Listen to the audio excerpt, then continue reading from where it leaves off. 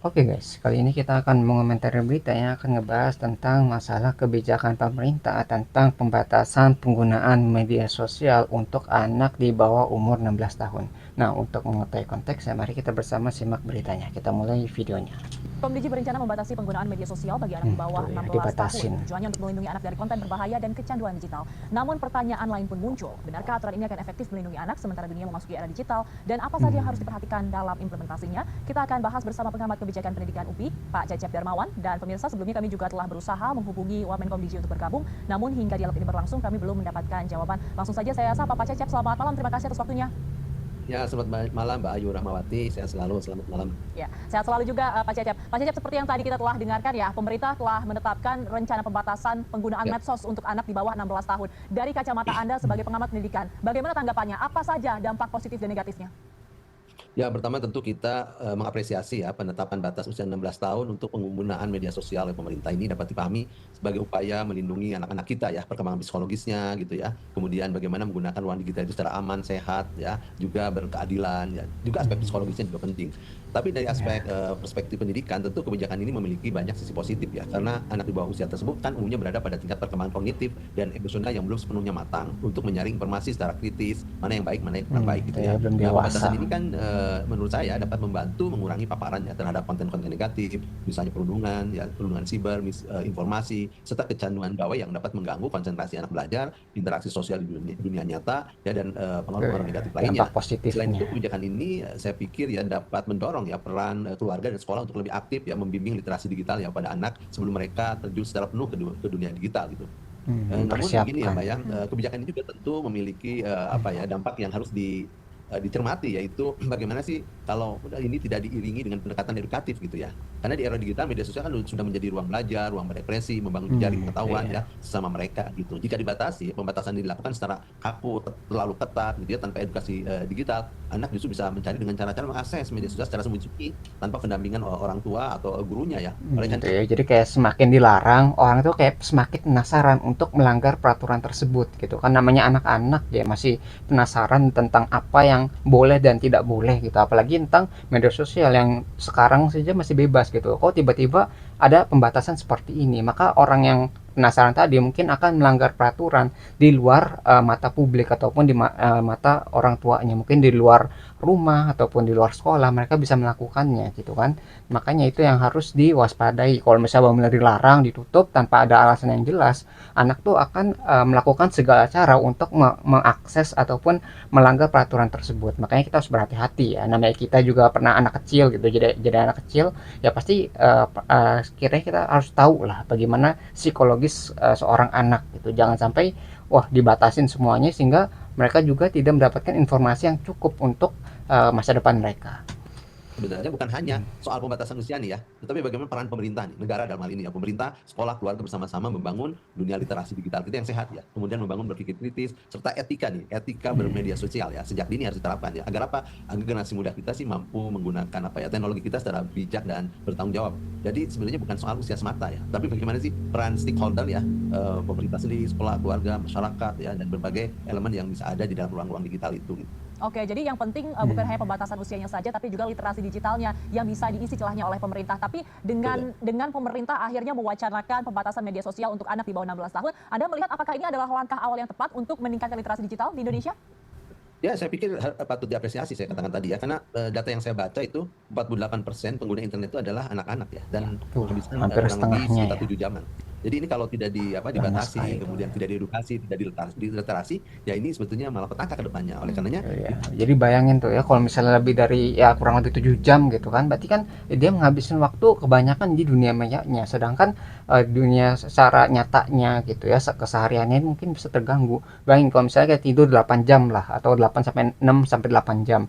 Nah, sisanya mungkin ada sekolah atau ataupun ada yang kerja dan sebagainya. Pokoknya sisanya gitu kan itu kan 8 jam. Kalau misalnya waktu luangnya itu hanya dimanfaatkan untuk bermain media sosial, maka nggak cukup gitu untuk bersosialisasi secara nyata. Di dunia nyatanya akan ditinggalkan karena ya mungkin lebih asik gitu ya di dunia mayanya. Makanya mungkin ini harus dikurangi dulu gitu, yang awal udah kecanduan gitu ya, kalau misalnya tiba-tiba diberhentikan itu biasanya ada kayak sakau ya, kayak kecanduan tadi itu nggak tiba-tiba bisa hilang tapi harus secara perlahan. Nah, ini mungkin yang harus diperhatikan juga bagi yang udah kecanduan, bagaimana caranya untuk mengurangi waktu bermain media sosial itu. Tapi saya katakan ini bukan akhir dari sebuah langkah, ini langkah awal. Baik, oke, Pak Cecep, jadi ini ada beberapa kritik juga yang mengatakan bahwa saat ini kalau di sekolah-sekolah sudah dilaksanakan bahwa sangat dekat pendidikan dengan anak-anak begitu ya sebagai sarana edukatif. Jadi mungkin ada anak-anak yang memang mengupload tugas-tugasnya di media sosial dan ini adalah salah satu cara untuk memperkenalkan dunia digital kepada anak-anak. Nah, apakah Anda melihat dengan adanya pembatasan ini, maka ada juga resiko anak menjadi nantinya kurang siap dalam menghadapi era digital? Ya begini ya, memang ini kan seperti pisau bermata dua gitu ya. Dampak Terlepas negatifnya positif nih dan ya. negatifnya gitu. Tapi jika dilihat realitas di sekolah saat ini, memang kan media sosial sudah menjadi bagian ekosistem belajar, Mbak. Ya, guru siswa memanfaatkannya itu untuk berbagi materi, diskusi, mencari referensi dan lain-lain ya. Nah, dengan fakta ini lebih 80% anak terpapar tuh internet ya. Ada kekhawatiran ya pembatasan secara ketat ini bisa membuat anak itu menjadi kurang terlatih ya, menggunakan ruang digital secara produktif kalau tidak dibarengi dengan edukasi gitu ya. Nah, jadi itu menuntut kemampuan menuntut ini ya, apa literasi digitalnya, kemudian berpikir kritis terhadap informasi, kemudian juga apa ya, etika berkomunikasi di ruang publik digital ya. Jika akses ini hanya dibatasi tanpa pembelajaran dan pendampingan, memang ada risiko anak justru tidak mendapatkan kesempatan untuk belajar mengelola teknologi secara bertanggung jawab sejak dini. Nah, namun demikian, inilah perlunya kesiapan menghadapi era digital ya tanpa gitu ya. Kita juga kekhawatirannya kan besar.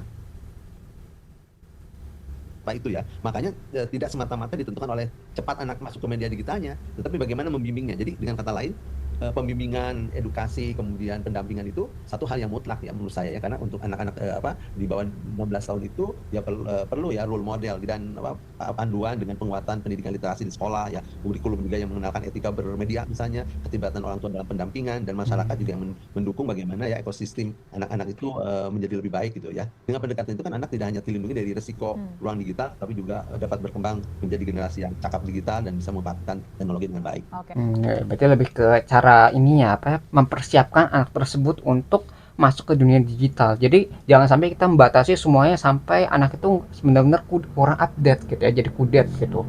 Tapi bagaimana caranya sih anak ini itu diajarkan bagaimana caranya berselancar di internet gitu. Jangan sampai hal-hal negatif itu diserap oleh anak-anak tadi gitu. Jadi kan dipersiapkan bagaimana fondasi yang kuat gitu. Oh, ini yang positif bagaimana, yang negatif bagaimana gitu. Yang positif ada di mana aja dan bagaimana cara mencarinya, dan kalau yang negatif apa dampaknya gitu ya, disebutkan kayak apa ya, dijelaskan kepada anak tersebut sehingga anak itu tahu gitu, paham kalau misalnya dia berselancar di media sosial itu dampak negatifnya juga ada gitu, dan kalau misalnya mereka menyerap hal-hal yang negatif dampaknya juga bisa diketahui gitu kan.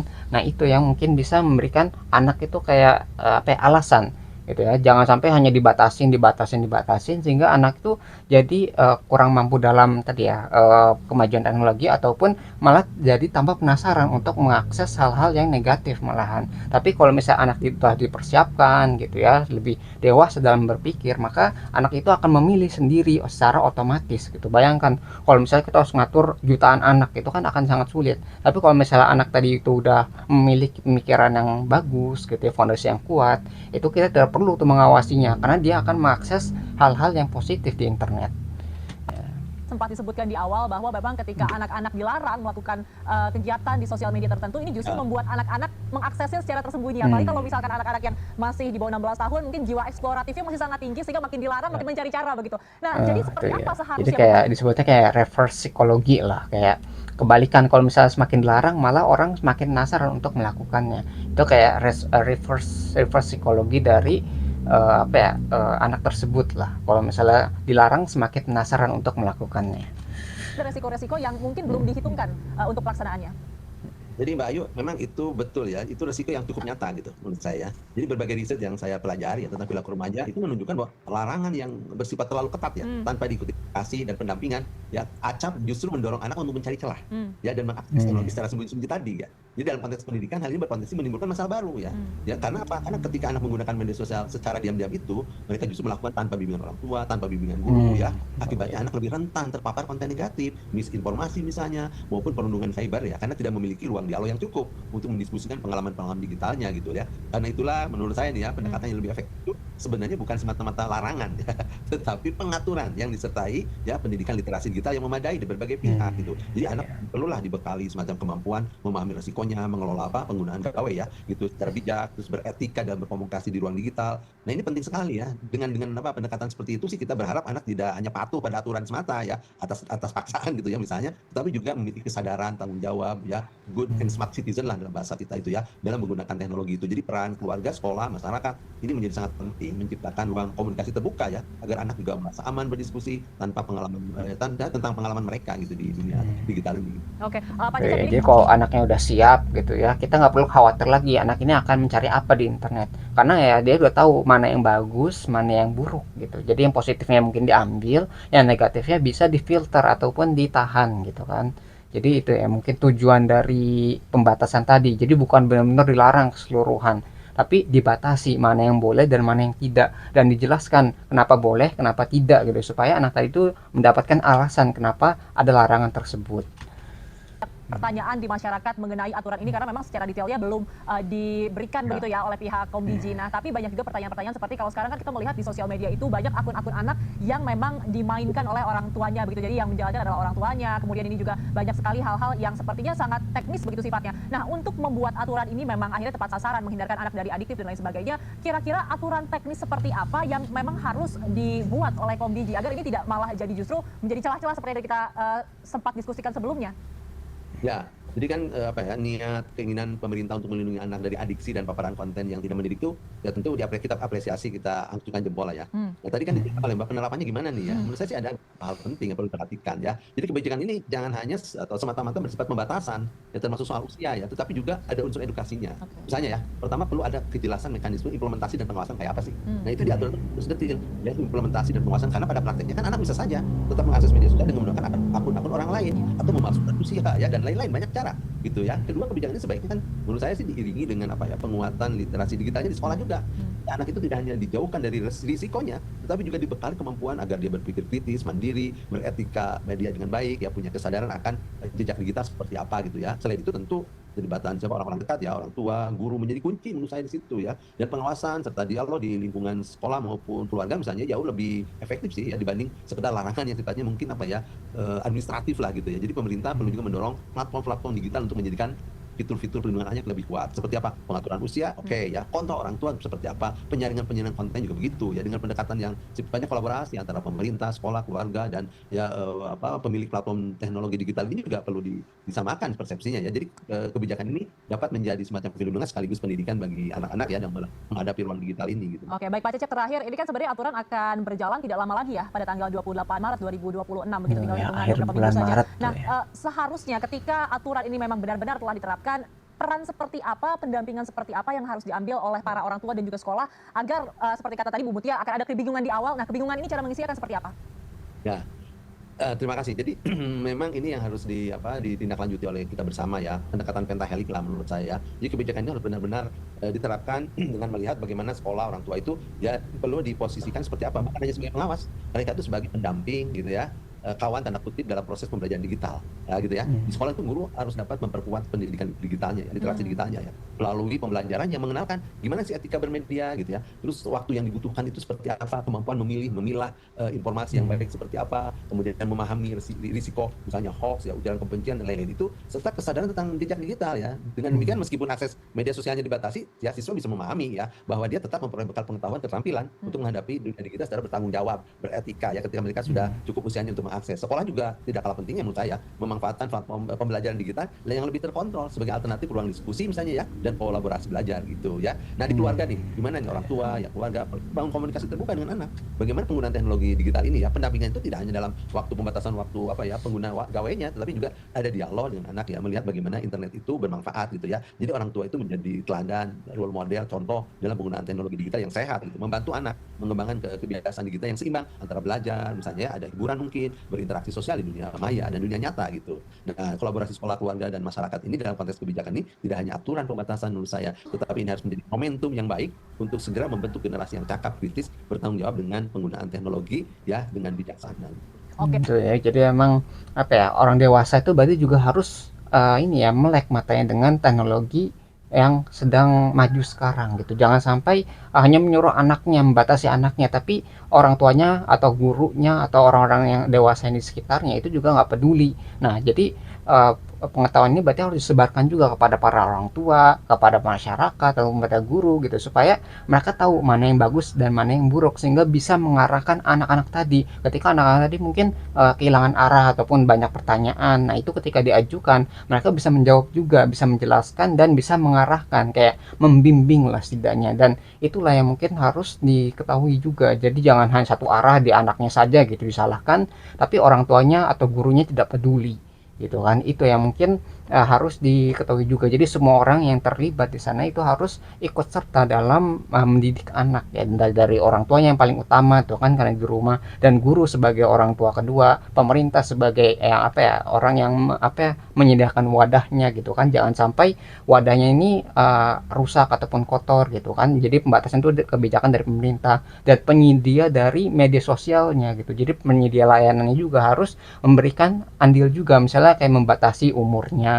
terus kayak memberikan kayak halangan-halangan yang bisa mempersulit gitu ya anak-anak yang di bawah umur ini untuk mengakses layanan mereka gitu. Jadi semua pemangku kepentingan itu harus bekerja sama untuk membuat lingkungan anak yang kondusif untuk berselancar di internet. Untuk kembali nanti mengkritisi seperti apa aturan ini akan berlangsung, kita harus menunggu terlebih dahulu ya detail teknisnya akan seperti apa dari Komdigi. Tapi yang pasti adalah seperti kata Pak Cecep tadi, harus ada kolaborasi, bukan hanya dari pemerintah saja, tapi anak, orang tua, dan juga dari sekolah. Terima kasih banyak atas informasi dan juga perbincangannya, pengamat kebijakan pendidikan UPI Pak Cecep Darmawan. Selamat malam Pak Cecep, sehat selalu. Ya, mungkin itu yang bisa kita pelajari berita ini. Kalau kalian tertarik dengan sumber beritanya, link sudah saya cantumkan di deskripsi video. Mungkin sekian yang bisa saya sampaikan, semoga video bisa bermanfaat. Kurang lebih mohon maaf, kita ketemu lagi di pembahasan selanjutnya, insyaallah.